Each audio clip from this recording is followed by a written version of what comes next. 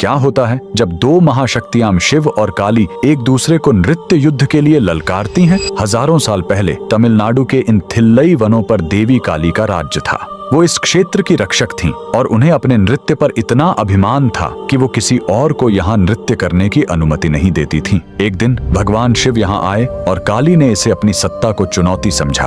उन्होंने शिव को एक नृत्य प्रतियोगिता के लिए ललकारा। शिव ने चुनौती स्वीकार कर ली और फिर शुरू हुआ वो महानृत्य जिसे देखने देवता भी स्वर्ग से उतर आए। दोनों ने एक से बढ़कर एक अद्भुत मुद्राओं का प्रदर्शन किया, लेकिन कोई भी हार नहीं मान रहा था। तब अंत में भगवान शिव ने ऊर्ध्व तांडव मुद्रा का प्रदर्शन किया, जिसमें उन्होंने अपना पैर सीधे अपने सिर के ऊपर तक उठा लिया। एक स्त्री होने की मर्यादा के कारण देवी काली इस मुद्रा को नहीं दोहरा सकी और उन्होंने अपनी हार स्वीकार कर ली। और जिस स्थान पर यह दिव्य नृत्य युद्ध हुआ था, वहीं आज खड़ा है तमिलनाडु का प्रसिद्ध थिल्लई नटराज मंदिर। यहाँ गर्भगृह में एक तरफ तो भगवान शिव अपने नटराज के साकार रूप में मौजूद हैं, उसी दिव्य नृत्य मुद्रा में, लेकिन चौंकाने वाली बात दूसरी तरफ है। यहाँ एक पर्दा है और जब वो हटता है तो अंदर कुछ नहीं दिखता, सिर्फ शून्य। यही है चिदम्बरम रहस्यम। मान्यता है कि यह भगवान का निराकार रूप है, जहाँ वे अदृश्य रूप में भी निरंतर अपना आनंद तांडव कर रहे हैं। एक ही मंदिर में भगवान के दो रूप, एक जिसे आंखें देख सकती हैं और दूसरा जिसे सिर्फ महसूस। अपने अत्याचारी मामा कंस का वध करके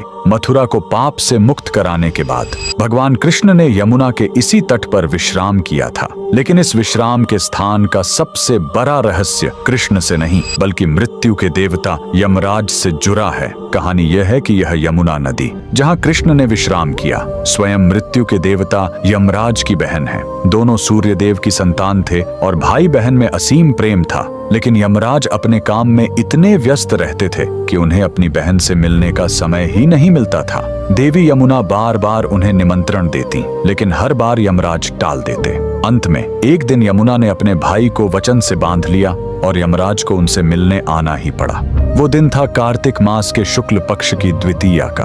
उन्होंने अपने भाई का प्रेम से सत्कार किया। इस स्नेह से यमराज इतने प्रसन्न हुए कि उन्होंने यमुना को वरदान मांगने के लिए कहा। तब यमुना ने अपने लिए कुछ नहीं मांगा। उन्होंने कहा, हे भैया, मैं यह वरदान मांगती हूँ कि आज के दिन जो भी भाई अपनी बहन के घर जाकर उसका आतिथ्य स्वीकार करेगा, उसे कभी भी आपकी यमपुरी यानी यमलोक का भय नहीं रहेगा। यमराज ने तथास्तु कहा और माना जाता है कि इसी दिव्य क्षण से भाई दूज के त्योहार की शुरुआत हुई। और जिस पवित्र स्थान पर भाई बहन का यह दिव्य मिलाप हुआ था, मथुरा के उसी विश्राम घाट पर आज स्थित है भारत का एकमात्र ऐसा मंदिर जहां यमराज अपनी बहन यमुना के साथ पूजे जाते हैं, श्री यमुना धर्मराज मंदिर।